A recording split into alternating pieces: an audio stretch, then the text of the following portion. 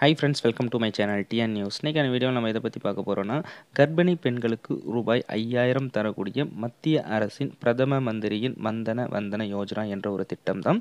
So இந்த திட்டத்தின் கீழ் நீங்கள் வந்து எப்படி 5000 ரூபாய் பெறலாம், தமிழக அரசிடமிருந்து 18,000 தந்தால் இந்த திட்டத்தின் கீழ் 5000 வாங்க முடியுமா அப்படின்றத பற்றி நம்ம கம்ப்ளீட் டீட்டெயிலாக பார்ப்போம். ஸோ அதுக்கு முன்னாடி நம்மளுடைய சேனலை சப்ஸ்கிரைப் பண்ணாதீங்க, சப்ஸ்கிரைப் பண்ணிங்க.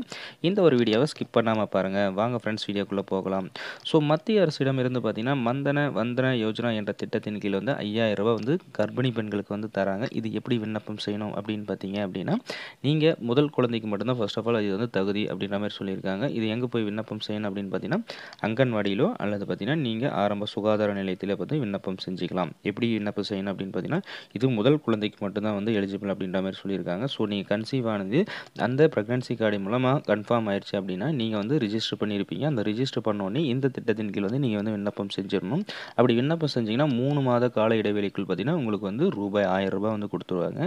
ஸோ அதுக்கப்புறம் நீங்கள் அனாமல் ஸ்கேன் எடுக்கிற மாதிரி இருக்கும் 6 மாதத்தில். ஸோ அந்த அனாமல் ஸ்கேனோட ரிப்போர்ட்டை வந்து நீங்கள் ரிஜிஸ்டர் பண்ணிட்டு இருந்தீங்க அப்படின்னா மீதி இருக்கக்கூடிய 2000 ரூபாய் உங்களுக்கு கொடுப்பாங்க. டோட்டலாக இப்போ 3000 ரூபாய் ஆயிடுச்சு.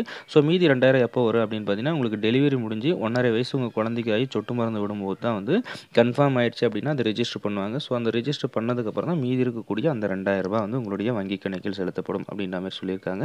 எங்கே சென்று விண்ணப்பம் செய்யணும்னா ஆரம்ப சுகாதார நிலையமும் அல்லது வந்து அங்கன்வாடி நிலையத்தில் வந்து விண்ணப்பம் செஞ்சுக்கலாம். என்னென்ன ஆவணம் தேவை அப்படின்னு பார்த்தீங்கன்னா, பெண் ஆண் 2 பேருடைய ஆதார் கார்டும் அவங்களுடைய அதாவது ரிஜிஸ்டர் பண்ணவங்களோட மொபைல் நம்பர், அவங்களோட வங்கி கணக்கு, மேலும் பார்த்தீங்கன்னா இந்த ப்ரெக்னன்சிக்கான அந்த ரிப்போர்ட் ஒன்று கொடுத்துருப்பாங்க இல்லையா, அந்த அட்டை இதெல்லாம் எடுத்துகிட்டு போயிட்டு உங்களுக்கு பர்டிகுலராக கொடுத்துருக்கக்கூடிய அந்த நர்ஸ் மூலியமாகவே நீங்கள் வந்து விண்ணப்பம் செஞ்சுக்கலாம் அப்படின்ற மாதிரி சொல்லியிருக்காங்க.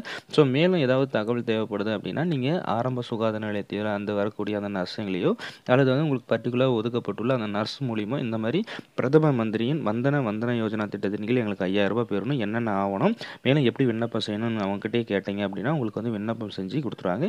இது முழுக்க நேரடியாக மத்திய அரசிடமிருந்து வழங்கக்கூடிய தொகை. மாநில அரசிடம் தான் ஆல்ரெடி உங்களுக்கு வந்து 18,000 ரூபாயும் கொடுத்துருவாங்க. ரெண்டுமே தனித்தனி தொகையாக வந்து உங்களுடைய வங்கி கணக்கு வந்து சேரும் அப்படின்ற மாதிரி சொல்லியிருக்காங்க.